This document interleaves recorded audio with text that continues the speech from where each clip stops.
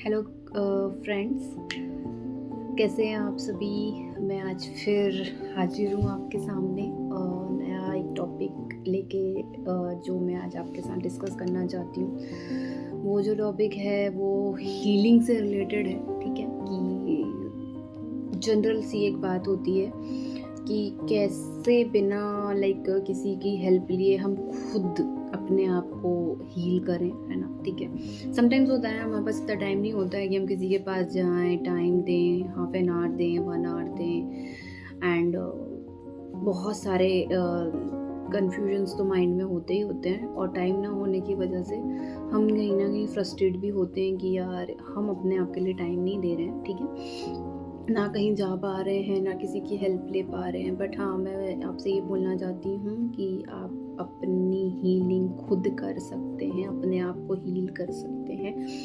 Time लगता है, proper healing नहीं मैं बोलूँगी कि आप अपने आप को कर पाएंगे। बट हाँ, इनिशियली जब आप बहुत परेशान हो तो आप ये करके 1 मंथ करके 21 डेज़ करके कम से कम 1 वीक करके भी आपको इससे रिलीफ मिलेगा। तो सबसे पहले मैं आपसे यहाँ पे कहना चाहूँगी कि आपने एक वर्ड सुना होगा कि सेल्फ हीलिंग। ठीक है, उसके लिए आपको करना क्या है, आपको कुछ नहीं करना है। यहाँ पे सिर्फ 3 वर्ड हैं यहाँ पे जो आप सभी को पता है। I am sorry, forgive me, thank you, I love you. 4 भी ऐड कर लीजिए, आई लव यू। ठीक है, क्या वर्ड है? Sorry, forgive me, thank you, I love you. Sorry, forgive me, thank you, I love you. जब आप बैठे हैं अपने आप को टाइम देना, जैसे मैंने बोला, बहुत ज़रूरी है। 10 मिनट्स का दीजिए पर दीजिए, 15 मिनट्स का दीजिए पर दीजिए। वो टाइम सिर्फ आपका और आपका और आपका होगा, उसमें कोई वहाँ पे आपको डिस्टर्ब नहीं करता है और ना ही करना चाहिए। इतना टाइम आपको आपके डेली रूटीन में से सिर्फ और सिर्फ आपके लिए निकालना है। आपके लिए टाइम निकालने का मतलब ये नहीं है कि वहाँ आप टीवी देख रहे हो, म्यूज़िक सुन रहे हो। ठीक है, वो भी एक होता है जो हमारी हॉबीज़ होती हैं, या हम अपने एंटरटेनमेंट के लिए टाइम पास कर रहे होते हैं, कहीं ना कहीं कुछ देख रहे होते हैं, या तो पढ़ भी रहे होते हैं। अच्छा भी होता है, बुरा भी होता है। बट हम अपनी जब सोल के लिए टाइम निकाल रहे होते हैं तो वहाँ हमें किसी भी तरीके का डिस्टर्बेंस नहीं चाहिए होता है। सिर्फ हम होते हैं और हमारी सोल होती है, जहाँ पे हम पूरा टाइम, पूरा फोकस उस पर कर रहे होते हैं। और बेसिकली हैप्पी सोल से ही रिलेटेड मेरे टॉपिक होते हैं, तो सेकंड टॉपिक जो है वो भी हैप्पी सोल से रिलेटेड ही है।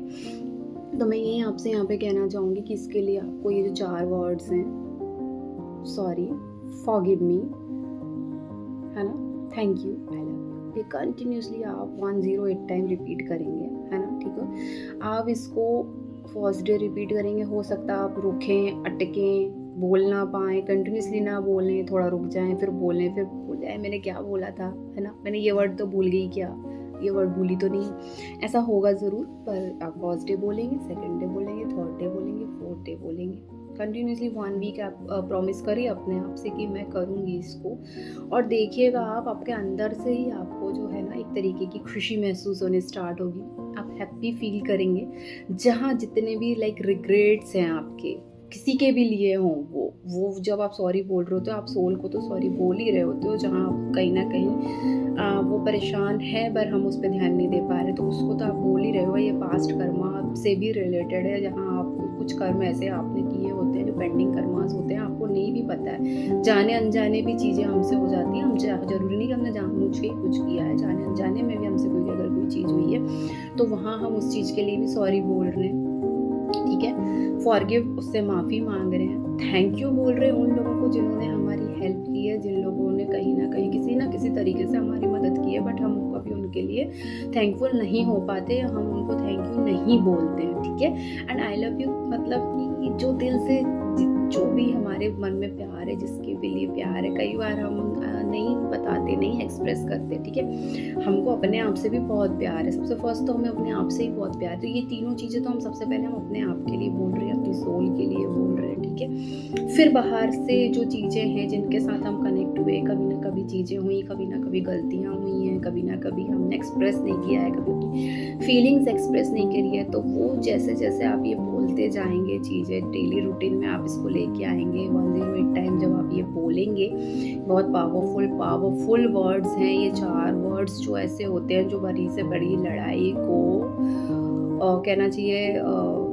ठीक करने की, सॉल्व करने की, रिलेशनशिप को बचाने की हिम्मत रखते हैं। ये 4 वर्ड्स जो होते हैं। तो आप कोशिश करिए कि आप ये बोलें, दिन में 1 बार ज़रूर इसको बोलें। 3 टाइम्स आप बोलते हो तो बहुत अच्छी बात है। सोने से पहले आप ये अगर ये लाइक काइंड ऑफ मेडिटेशन ही है ये काइंड ऑफ मेडिटेशन है। मेडिटेशंस के बहुत सारे तरीके होते हैं, इसको काइंड ऑफ मेडिटेशन ही मानिए। बहुत अच्छी टेक्निक है ये, पेंडिंग कर्मा के लिए भी बहुत अच्छी टेक्निक है ये। अगर चीज़ें आपके हैबिट में आती हैं तो डेफ़िनेटली ये जो आदतें हैं वो आपके रिलेशनशिप को, आपके आसपास के एटमॉस्फेयर को, आपके बच्चों के साथ रिलेशनशिप को, अगर आप वर्किंग है तो वहाँ जो आपके रिलेशंस हैं वहाँ पे, ठीक है, ये कहीं न कहीं आपको हेल्प ही करेंगे बाय डिफ़ॉल्ट। ये आपके धीरे-धीरे करके नेचर में आएगा, है ना? ये जो वर्ड्स हैं आपके माइंड में जब बार-बार रिवाइज़ होंगे तो कहीं न कहीं वो आपके नेचर में भी आएँगे।